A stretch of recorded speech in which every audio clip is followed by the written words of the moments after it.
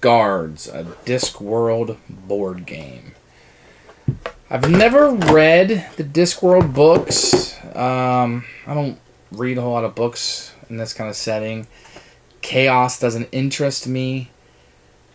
Nevertheless, I think they have taken this theme and placed it into the board game well.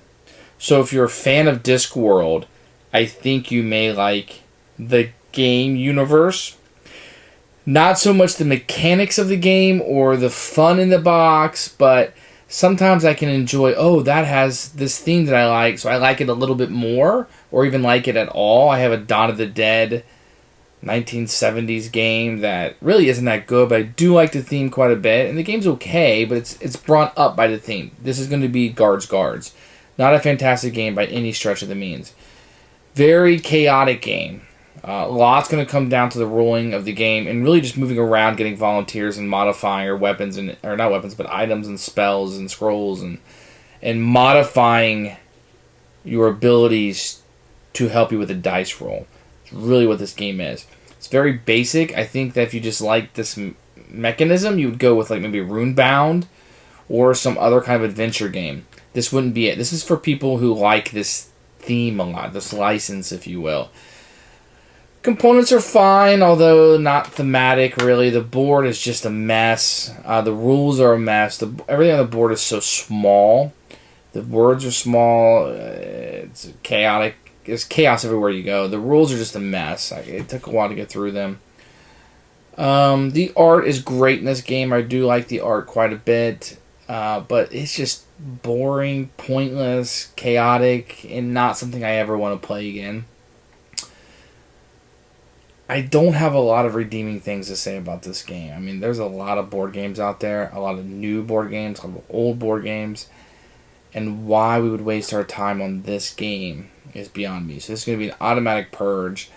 I would probably tell you not to play it unless you're a huge fan of the license. And if you are, you might want to stay away because you might want to buy it just for the license and have it sit on your shelf. So, purge. Get rid of this thing. Just no fun, really. Just random moving around. And it's just kind of a race to beat these spells. Not fun at all.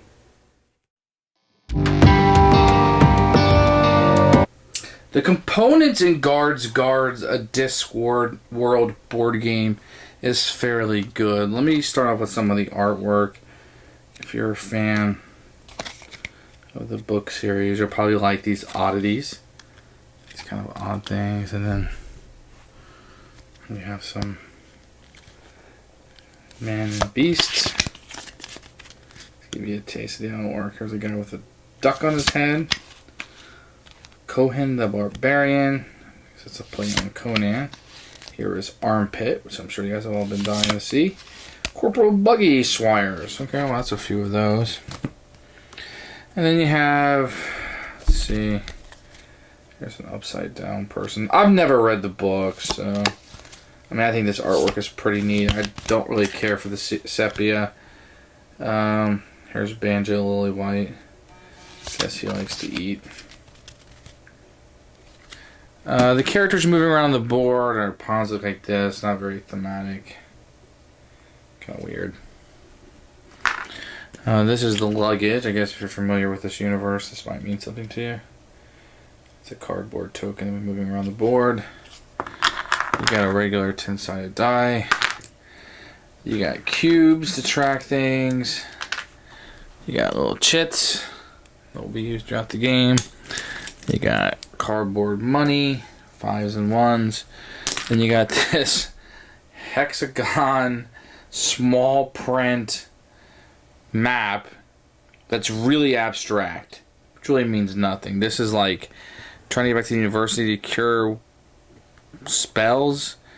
I don't understand this universe. I think it's supposed to be silly, like Hitchhiker's Guide or something, but I don't know. It is what it is. You're either into this or you're not.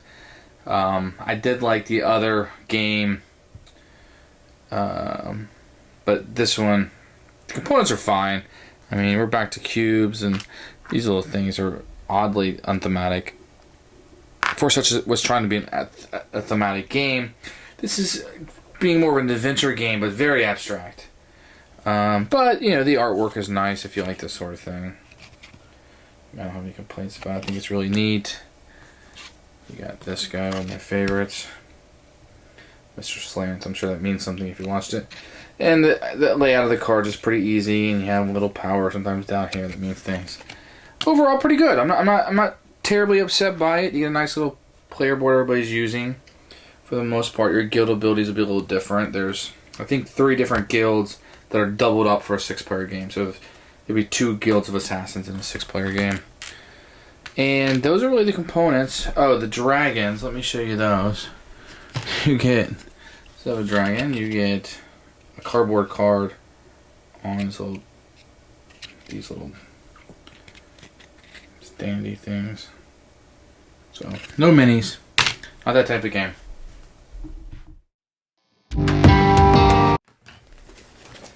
The rules, complete mess. This is not a good rule book. I didn't even. There's not even an example of what you do on a turn.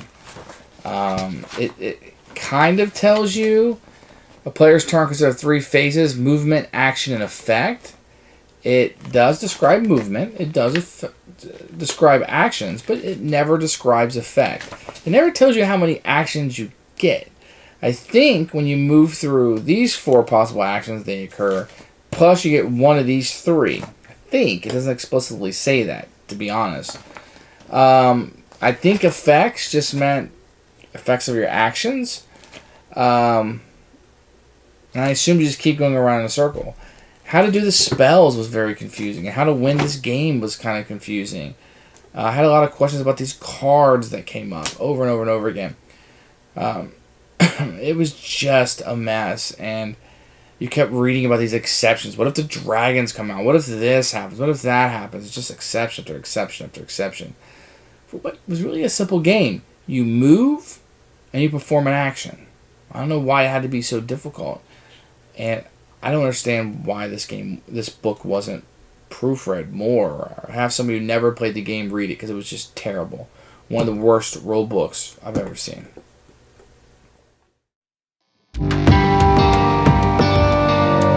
How to play Guards, a Discworld board game. I'm going to go over this very simply. I'm not going to go real deep into this game, not that the game is deep. You're going to have item cards on either side. You're going to have scroll cards on either side. Everybody's going to pick a guild. There's 3 types that are doubled up, which is going to give you a unique guild ability. Everybody's going to have a different guild ability. And you're going to track using cubes 3 things: charms, magic, and guild. And this is going to be, you're going to try to get all 6 of these spells delivered, and you will use these roly-poly gold markers to do so.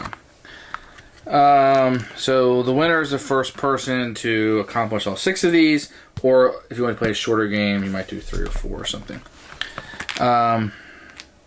The trick of the game, I suppose, really, is to try to get these stats up. You'll be doing stat tests for most of this, and getting this up, you can do this by doing permanent. Usually these cards that you'll get, what they're called volunteers, sometimes they'll include fate cards, or let's see here, I'll show you one that has a permanent bonus.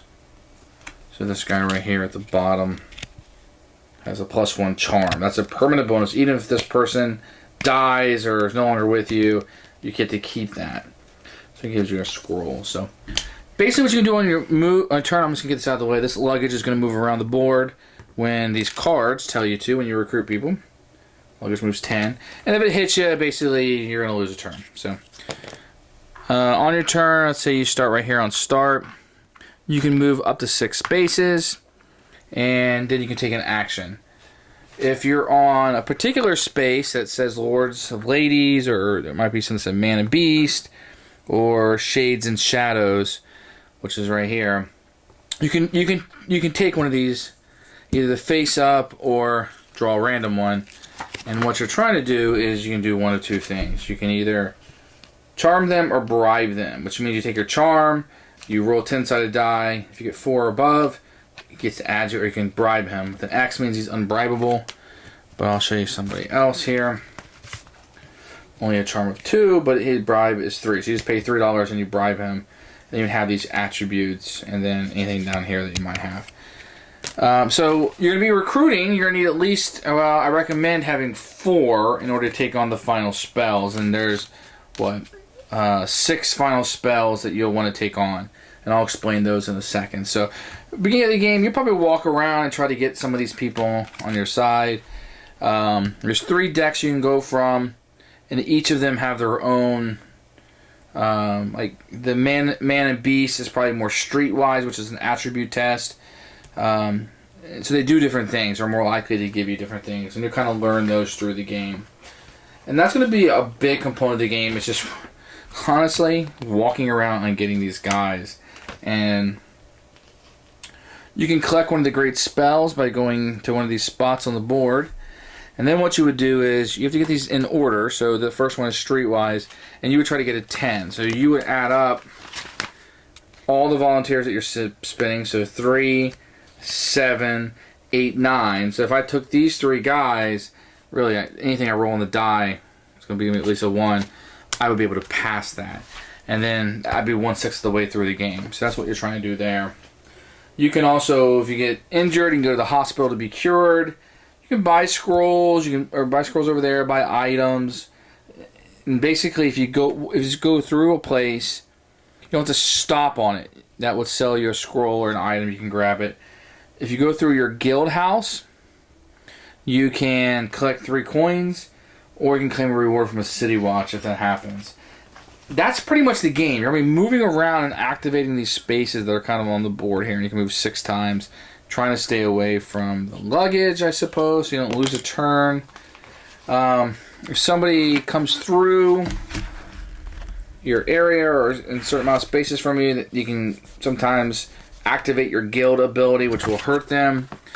So you pretty much want to stay away from people also. And you're just trying to beat these tests here. Be the first one to beat them in order to get the spell. Now once you accomplish one of those spells, you will lose the volunteers that you took there. So then you'll have to go back and try to get more volunteers. I don't know if that sounds fun to you. There's some other things that might happen, like the dragon may come out, and you might have to fight these dragons if they get in your space. Once again, you're just trying to do an ability test. Not too tough. You've seen this game before. It's fairly simple. I mean, there's a few other rules, these saboteur tiles that can go on. But for the most part, you're going to move around, get some of those volunteers, and then you're going to try to take on these tasks. And that's really the game. It's rather simple, not very exciting or complicated, really. Although there's a lot of little rules, like with the saboteur, the dragons, that makes the game a little more complicated to explain. The pox will show up. If you're familiar with the books, I guess that might mean something. But these pox can show up, and it is what it is. You're going to have these spell tests you can do. That might help you out. But for the most part, get your volunteers and take on the final test. That's the game. Who should buy this game? I'm going to recommend this just for people who like this license and must buy everything of this license. It's not a good game. It might be a step up from something you would buy, some kind of licensed trivia game, or as I said, remember a lot of those Walking Dead games that came out that were games but not really good.